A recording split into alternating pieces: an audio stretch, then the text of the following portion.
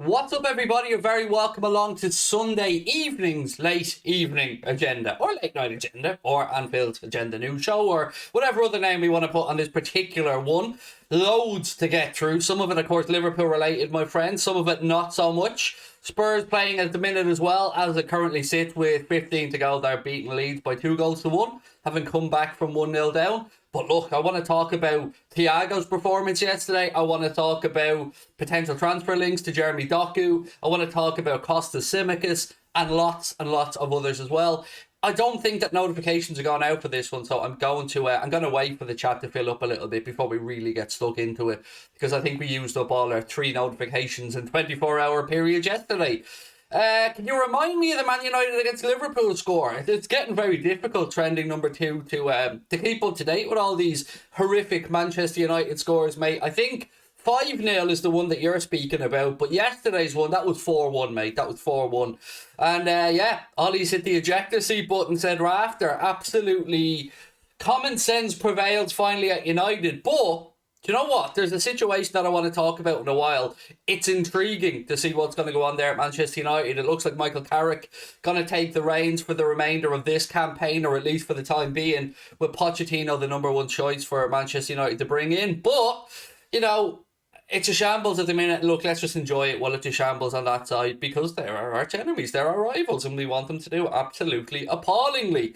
But yesterday, great for the Reds to get back to winning ways. I want to just go through the performances by a couple of individuals yesterday. I haven't had a chance to watch the game back and stuff like that as well. So yeah, look, loads I want to get through. And tonight at 8:45, I'll be joined by Chris Donage and Kyle from Nothing But Reds, and we'll be doing a late night agenda as well. So loads of stuff coming your way. The Nishi, how are we? Welcome in, mate. Change Studios. What do you think of Ollie not being at the wheel? I'm surprised it took so long. Genuinely surprised it took that long for United to actually do the decent thing, which was put him out of his misery. Because my God, as each performance went by, he looked absolutely shambolic. And look, there was something, actually I'll talk about that. I'm recording a piece on Ole Gunnar Solskjaer and Manchester United's next manager for Mundo Sporto. So that'll be out either later on tonight. Yeah, I think it'll be later on tonight on Mundo Sporto. So do keep an eye out there, my friends. Look, it was Anfield, or it was Craig Station. We're swapping it back to Mundo Sporto. Before I really get stuck into tonight's early stream, though,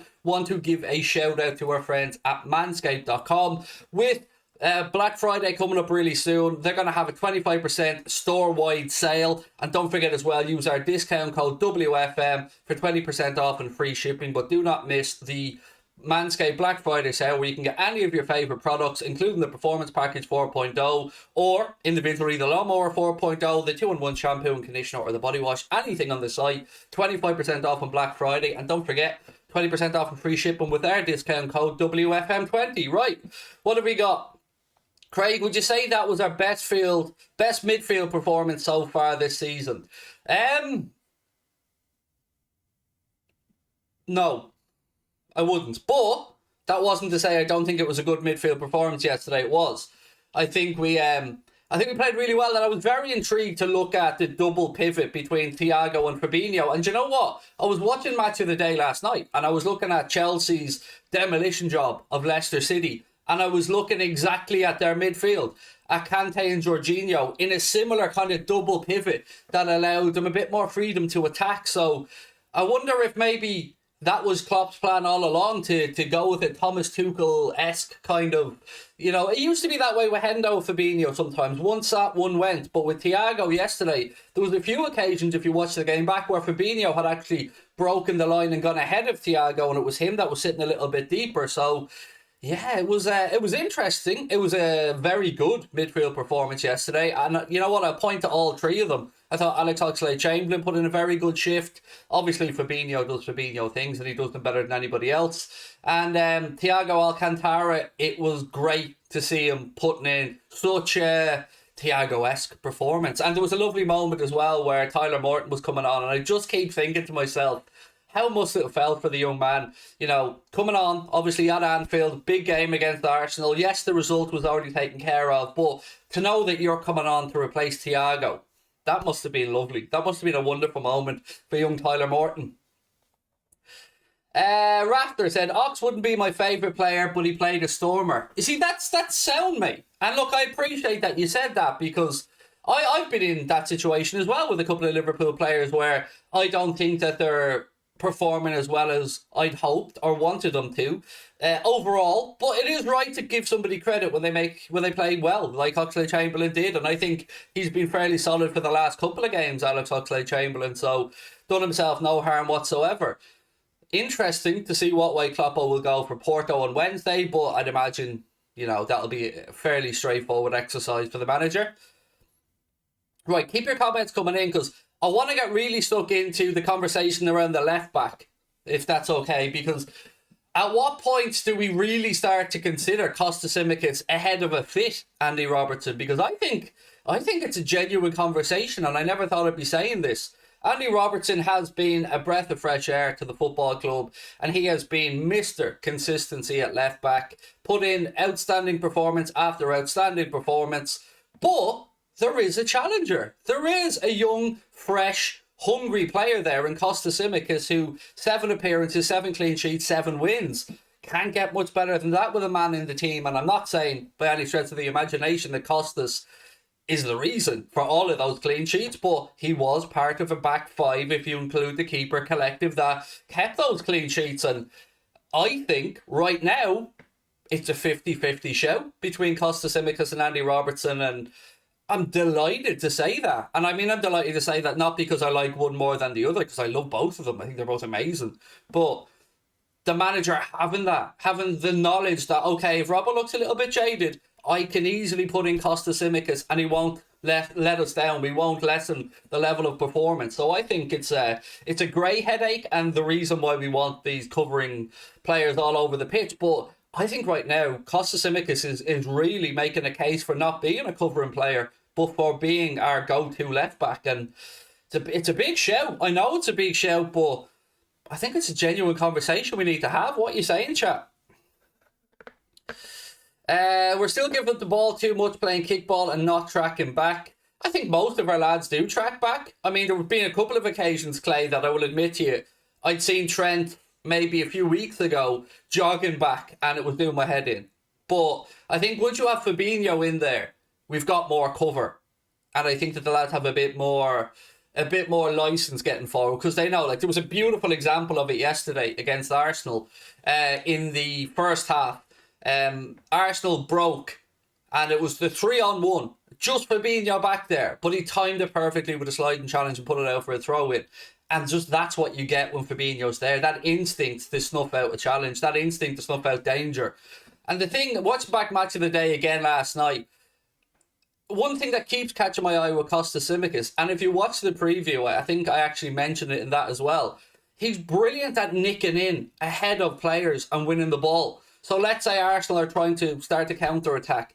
Kostas sniffs it out inside their half by being so far forward and stepping in. And yesterday he done it with a couple of challenges as well as just stepping across. But it is a very good tool to win the ball back high up the pitch, because their pressing yesterday, if you watch it back, was quite simply phenomenal. Every single one of those lads knew their job. They hunted in packs and they didn't give Arsenal a chance to breathe, particularly in the second half. The third goal looked like it was always coming. And that was because of the pressing. And you've seen the unforced error. I said during the watch along, if Arsenal persist with this, trying to play out from the back against us today, it's going to cause them issues. And they walk themselves into danger time and time again by doing what we complain about us doing, but further up the pitch for us, which is giving the ball away too easily. Arsenal did it yesterday in their own final, like in their third of the pitch, and you do that against Liverpool, it's a recipe for disaster.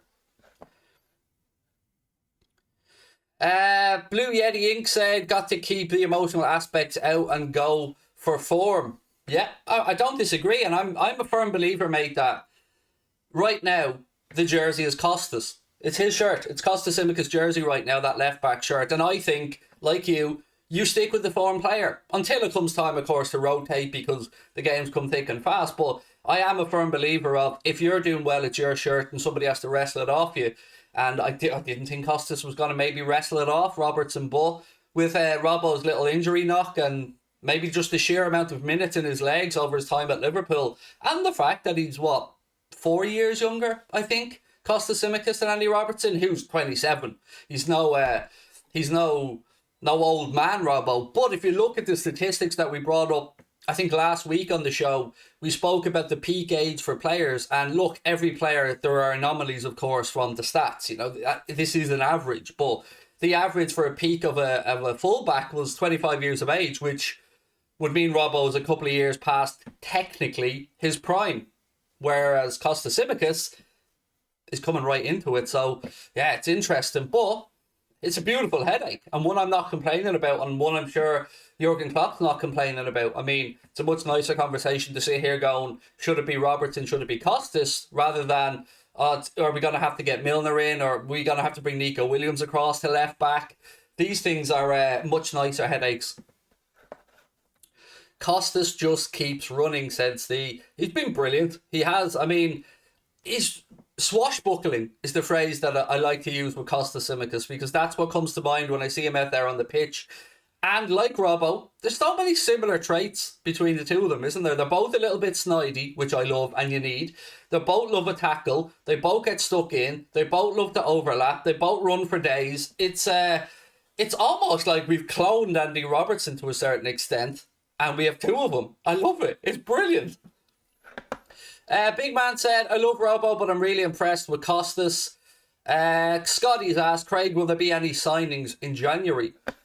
On that, right, so let's talk about Jeremy Doku then. We'll get back to talk about Thiago in a few minutes. So the Express had a story out in today's papers that said, long-term Liverpool target, Jeremy Doku's father, not that his father, that makes it sound like his father is the long-term target, doesn't it? Which is just wrong wordplay from them. But look, long-term Liverpool target Jeremy Doku's father has admitted that his son could be on the move in January, although it appears a deal with Barcelona is off the table because of their financial issues. So look, again, just to reiterate, we have been interested in Jeremy Doku for a very, very, very long time.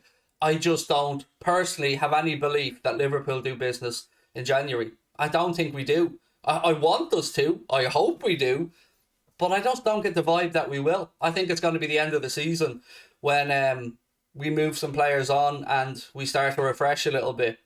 Just my take on it. I'd love for us to go out there and bring somebody in. How much was Kostas? I forgot. 10.5, if my memory's right. Big Man. I think he was 10.5 million from Olympiacos. Maybe 11. I know he was certainly no higher than around that, because I remember we were looking at the kid from Norwich at the time, and they wanted an astronomical amount of money for him, so we ended up with Kostas. Alvaran said, I think they're similar because he's learning from him, best in his position. Yeah, brilliant. And that's why we're so adamant that we want these battles all over the pitch. So we want Mohamed Salah, if it's at all possible, to have somebody learning from and challenging him. We want Sadio Mane, somebody learning from and challenging him. Virgil van, everybody. That's what you want all around the pitch, and that's the reason that Klopp wanted Kirby. That's the reason that Klopp wanted that facility to come into existence. So younger players, whether it be from the academy or, of course, look, younger signings that come in, they get to go up and train with these guys, and they get to learn exactly what they need to do week in and week out to get and stay at that level. How long is Keita out? I don't know, Phil, is the honest answer, mate. I don't know. Yeah, I mean, I was surprised that Origi wasn't in the squad yesterday as well. I know he had a dead leg against Wales for Belgium, but I thought he would have been fit and available. And I'd say if he's available for Wednesday, he'll certainly play against Porto. What else is there? I wouldn't sell Thiago to Barca. He brings something different, which is top-class quality. On this, actually, Vernon, so I really, really looked into this Thiago thing, and whilst there is nothing in motion to bring Thiago from Liverpool to Barcelona, the idea in Xavi's mind is certainly there. It's certainly something that would help bring through the likes of Gavi, Pedri, Ansu Fati and other youngsters around him, having, dare I say, a father figure or a senior pro like Thiago there, and to help out Sergio Busquets as well, who is somebody who obviously Xavi played with, Xavi loves, but knows that he's getting older and father time waits for no person. So I think in Xavi's mind, from what I've been able to gauge, and there's people that I've spoken to in Spain, that he sees Thiago as being able to come into that position, that Sergio Busquets type position, and help Barca out when Sergio Busquets isn't available. So basically 2 lads for the 1 position. Now, interestingly, and I won't drop any names here, one of the people that I spoke to, without any prompt from me whatsoever, did raise the idea of Frankie de Jong in a hypothetical scenario, because whilst the person that I spoke to did say that Barcelona could well see why they would go after Thiago Alcantara, they do have to sort out the financial situation. So even if they were interested, and look, just because they're interested, that doesn't mean to say Kloppo or Liverpool or Michael Edwards or FSG are going to be interested in selling. This is all hypothetical talk. But if they could move somebody on to free up some money, whether that be Felipe Coutinho, whether that be Ousmane Dembele in January, or whether that's Frankie de Jong as an exchange, because that's the only part of this that I have to say I would entertain, I would find intriguing, is if Frankie de Jong was perhaps part of the conversation. Now look, Frankie de Jong currently earns a reported £350,000 a week.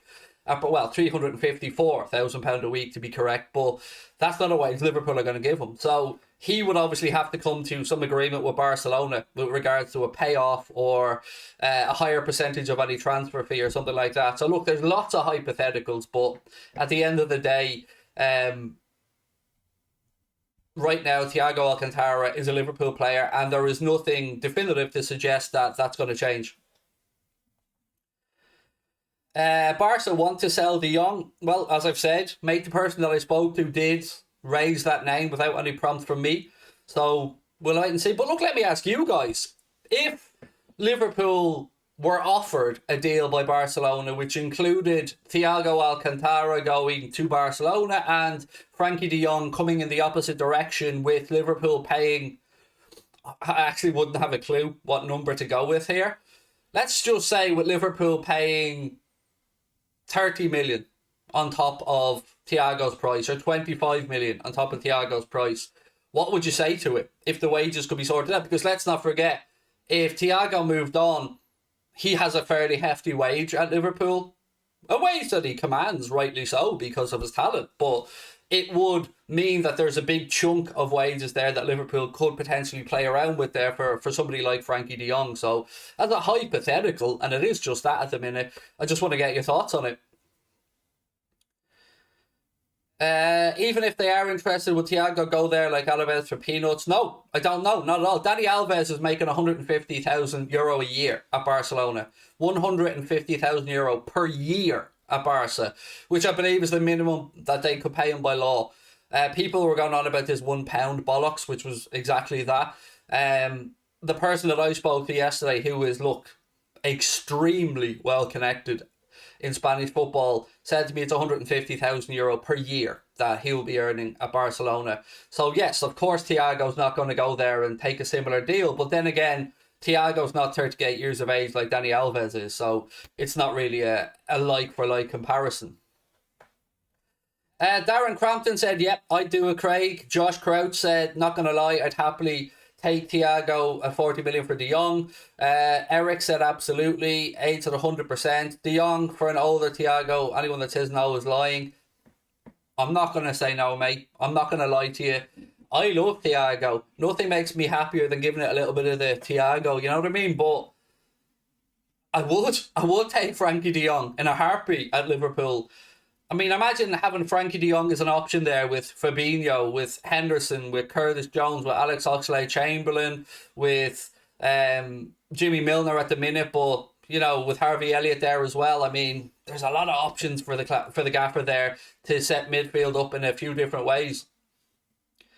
So, look, I think from you guys in the live chat anyway, it certainly seems to be that the vibe is, yeah, if the hypothetical deal was on the table, then we'd hypothetically do it. David, welcome back, mate. Thank you for being a member for 6 months now.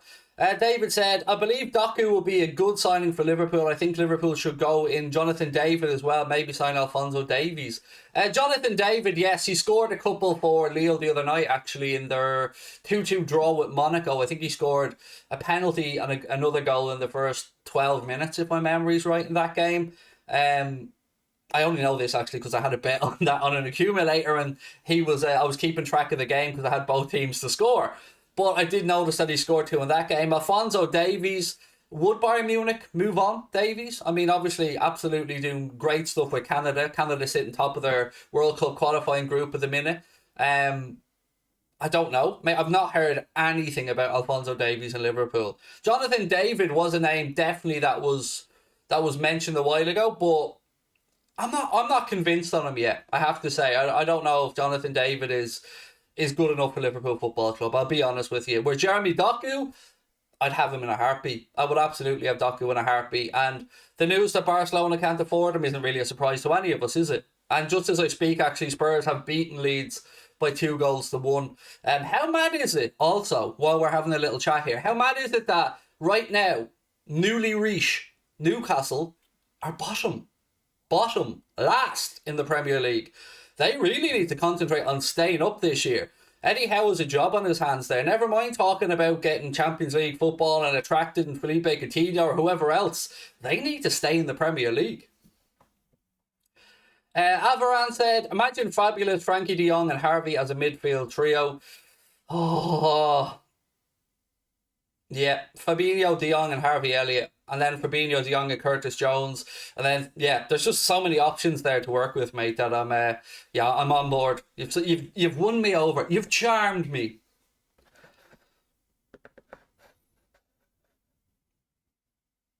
They definitely would not live in Munich, and they would love him there. I've not, Alex. For me, I think it's just admiration from Liverpool fans, Alex, that would be the only reason that Alphonso Davies' name would come up, because I've, like you, mate, I've seen nothing but love for him in Madrid, or not, in Munich. And why wouldn't there be? Because class player. So yeah, like you, mate, I don't think there's anything to that one, and I've not seen anything or been told anything to say otherwise. I'm not sure how to pronounce this, but I'm gonna have a go. Subhankit, Mr. Chowdhury has said, I'd rather have Calvin Phillips for midfield than Frankie de Jong. Oh, I wouldn't. I like Calvin Phillips. Good idea as a Jordan Henderson replacement. But he's 26. Frankie de Jong still not reached his potential yet at Barcelona, and he's 24, if my memory's right. Oh, I haven't forgotten about Bellingham, Quinch. I just think Bellingham is going to be at least 18 months away before we see Jude Bellingham move anywhere, whether that be Liverpool or anywhere else. I just don't think Jude Bellingham moves for at least 18 months. De Jong and Harvey Barnes. The problem with the Harvey Barnes scenario, Vernon, is he signed a contract extension at Leicester this season. So unlike Yuri Tielemans, who still hasn't signed that contract extension, so Yuri Tielemans could well be in play, by the way. When will Harvey be back? Nobody will be able to give you that answer, because it's just going to be a hypothetical. Because when somebody's coming back like Harvey is from a prolonged period out, I often speak about this, so we're all focusing on the ankle, and rightly so, but sometimes when players start to come back and up their level to training, you can pick up secondary injuries or minor setbacks. So I think we just need to be ultra cautious with Harvey Elliott, because as much as we'd love him back, no need to rush him back, because the young man has a very long career ahead of him. And we've seen too many cautionary tales of youngsters that have burnt out or have picked up injuries and have lost attributes that have stunted their career later on. So I'm all for being patient with Harvey Elliott, I have to say, and just making sure he's absolutely 100% before we unleash him. And I like to say unleash him because he's a damn fine footballer back into Anfield. Walter said, Craig, who do you think is going to play against Porto? Actually, you know that, mate, I did do a really quick attempt at a team in our Anfield Agenda Discord group, or not Discord group, in our WhatsApp group. 1 second, I'm just trying to find it here. Yeah, right, so here's my attempt at an 11 for the game against Porto on Wednesday. Now look, this isn't an 11 that Klopp will pick. This is an 11 that Craig would pick, just to make sure nobody's injured. So I'd go Kelleher in goal, Nico Williams, Kanate and Matip at centre-back. Somebody else might rather replace Matip with Nat Phillips or somebody else. I just wanted to try and keep it. And then I know Matip playing 3 games in a week. I know that's not something that usually happens. But I go with Kanate, Matip and Kostas Tsimikas at left-back. In midfield, Tyler Morton, Jordan Henderson and Alex Oxlade-Chamberlain.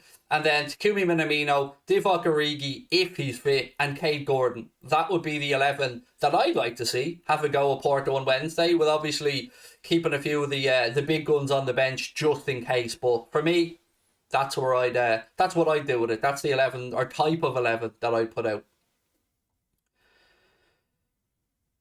Where do we go? Where do you reckon Tielemans will go? Quinch? I don't know, but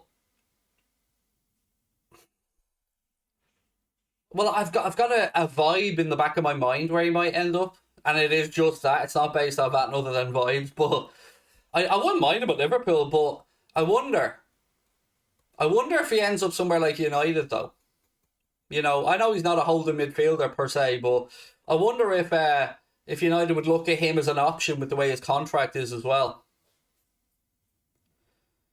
Sujan said, Craig, I'm worried in January because of the AFCON. As am I, my friend, as am I. And look, I'm more worried about when the players get called up than I am with the AFCON, because I prepared myself psychologically for the AFCON, obviously, but to see that there's a difference of maybe a week in the call-up day, which doesn't sound like a lot, but it could be the difference between our lads being available for 2 or 3 extra games or not. So I'm hoping common sense prevails and the national teams call the lads up somewhere around January the 3rd rather than December 26th or 27th, which is currently the state of play, and clubs are trying to negotiate with FIFA and, of course, the national governing bodies, just to make sure that they can come to some type of arrangement here.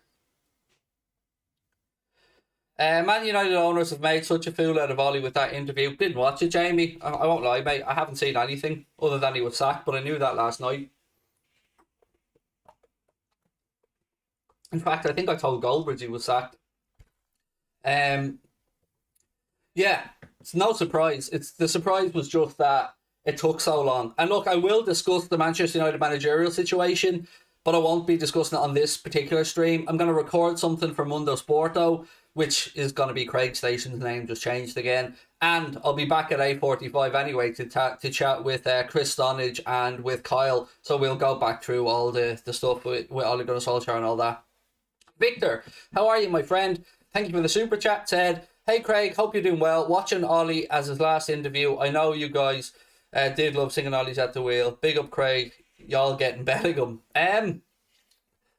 Yeah, look.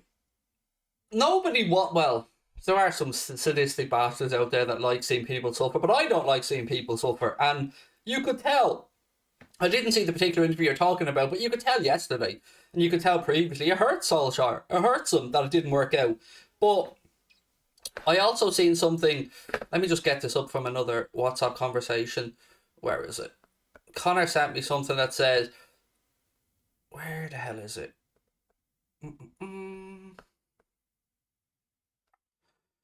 1 second.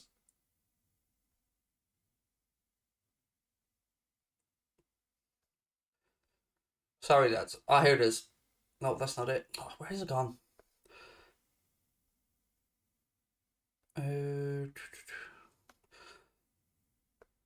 Was it something? Maybe it was in our Discord group or in our WhatsApp group. 1 second. Oh, yeah, here we go. So, I'm going to just pull this up on screen. So, apparently, Football for All have said, on a tactics board in Ole Gunnar Solskjaer's office, a list of platitudes was scrawled across the pitch diagnosis. They read, or pitch diagrams, they read, game management, simple and efficient, do the simple things well and with pride, go and do your magic, play for the team. Now, if that's the case, that's just vibes. That's just Solskjaer writing vibes on a diagram of the pitch and going, go out there and give me good vibes, lads. There's no fucking tactics to that. That's just gobbledygook. That's just somebody that has ran out of ideas or never had any ideas going, yeah, express yourself. Go out there and do all the right things and play for the shirt and feed off the crowd and be a hero. Absolute nonsense, if that's the case. Should it be? Like, if I'm a CEO and I walk by and I see that shite written on the tactics board, he's gone. But he's gone now anyway, so it's irrelevant. What was the bit about Doku? No problem. Let me just bring that back up. So the Express ran a piece that said, long-term Liverpool target Jeremy Doku's father has admitted that his son could be on the move in January, although it appears a deal with Barcelona is off the table because of their financial issues. And if he's not going to go to Barca, which, you know, if you have any fucking anything about you at the moment, you won't, then, you know, you'd have to say maybe we're in the front of the queue there for Jeremy Doku. But it's the January part of that makes me think, I'm not so sure. I'm not 100% certain if we're going to do business in January. I hope we do. And I know I sound like a negative Nancy here, but I really do hope that we do business in January. I just don't get any sense that we will. And here's an interesting thing. One thing on the Manchester United managerial situation actually is, what if Carrick does well? Like, this is something that, you know, I'll speak about more later on, but what if Michael Carrick comes in and steadies the team and gets them playing semi-decent football? What happens then? Does he become the new Ole Gunnar Solskjaer? Do they throw all the plans for bringing in a new manager out the window? It'll be interesting. What's this Connor sent me? Sorry, just 1 second, folks. Trying to do stuff on the fly here as it comes in.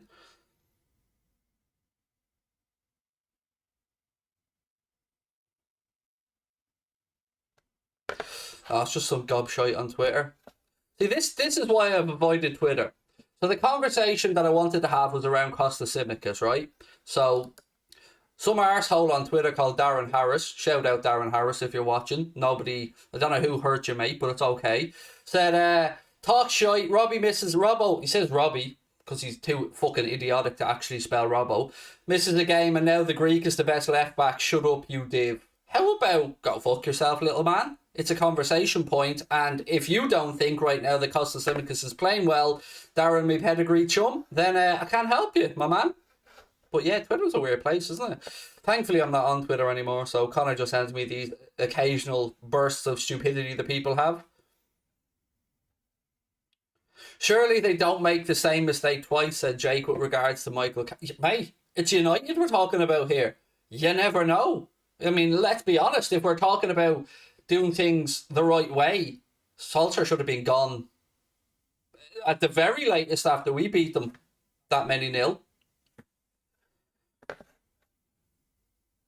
Craig, take one for the team, go get on the wheel. I mean, Phil, if they need me, I'm here. Do you know what I mean? If United need somebody to come in and actually give vibes, do you know what I mean? None of this platitude nonsense shite wrote on a message board. I'll go in there, full on Al Pacino any given Sunday, and Ronaldo will be shirtless by the end of the speech, banging his chest. Do you know what I mean? There'd be tears in the dressing room if Uncle Craig went in there to give a team talk. So, you know, they could do a lot worse than giving me the job. They could. I mean, not very much worse, but maybe a little bit worse. But yeah, I'll go in there full on any given Sunday speech. Everybody would be pounding the walls and ready to go. Everybody be going out with their captain's armbands over their head like Rambo out there onto the pitch.